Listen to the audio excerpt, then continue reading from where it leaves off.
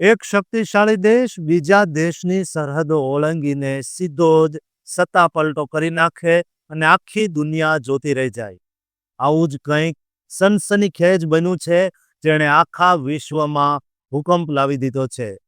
વેનેઝુએલામાં થયેલી આ ધડાકાભેર કાર્યવાહી બાદ હવે અમેરિકાની નજર એક એવા દેશ પર છે જે કુદરતી સંપત્તિ અને ડ્રગ્સના કાળા કારોબારનો ગઢ ગણાય છે. શું હવે કોલંબિયાનો વારો છે? શું અમેરિકાના રાષ્ટ્રપતિ ટ્રમ્પ કોઈ મોટો ખેલ પાડી રહ્યા છે? આ રહસ્ય પરથી પડદો ઉઠાવવા માટે આ વિડીયોને અંત સુધી જોતા રહેજો, કારણ કે જે માહિતી આજે હું તમને આપવાનો છું તે તમને હચમચાવી દેશે. દુનિયા અત્યારે સ્તબ્ધ છે, કારણ કે અમેરિકાએ વેનેઝુએલા પર અત્યંત આક્રમક કાર્યવાહી કરી છે.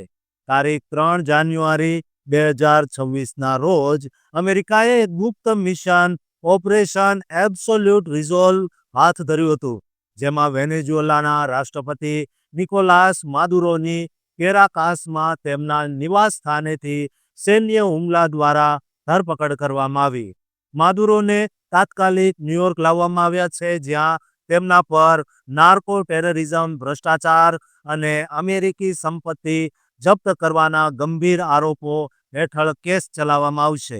જોકે વેનેઝુએલાને ડેલ્સી રોડ્રિગ્ઝના અસ્થાયી રાષ્ટ્રપતિ બનાવ્યા છે, પણ ટ્રમ્પે સ્પષ્ટ કહી દીધું છે કે જ્યાં સુધી સુરક્ષિત સત્તા પરિવર્તન ન થાય ત્યાં સુધી અમેરિકા જ વેનેઝુએલાનું સંચાલન કરશે.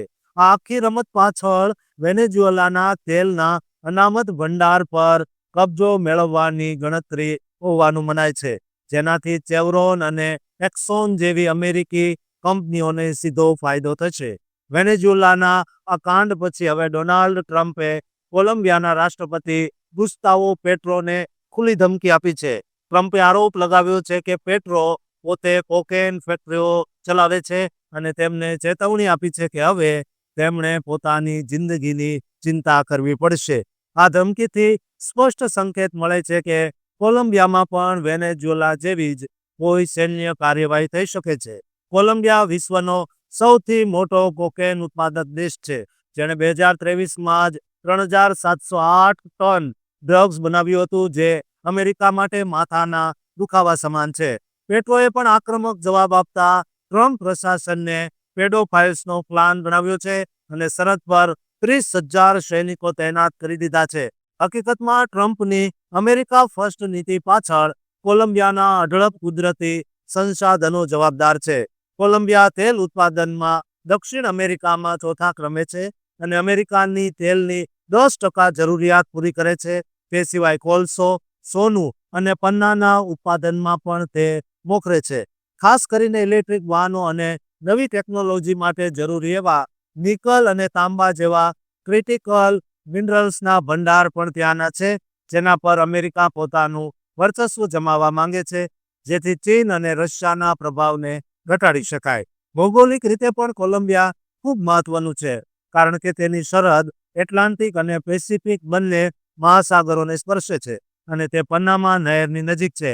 ટ્રમ્પ ઈચ્છે છે કે ડ્રગ્સના બહાને અહીં નિયંત્રણ મેળવી અમેરિકાની ઉર્જા સુરક્ષા મજબૂત કરવામાં આવે. પેટ્રોની ડાબેરી નીતિઓ અને કોકાના વાવેતરના કાયદેસર કરવાની જીદ અમેરિકાને ખટકી રહી છે. આમ આર્થિક હિતો, ડ્રગ્સ વિરુદ્ધનું યુદ્ધ અને વ્યૂહાત્મક સ્થાનના કારણે કોલંબિયા હવે ટ્રમ્પના નિશાના પર છે.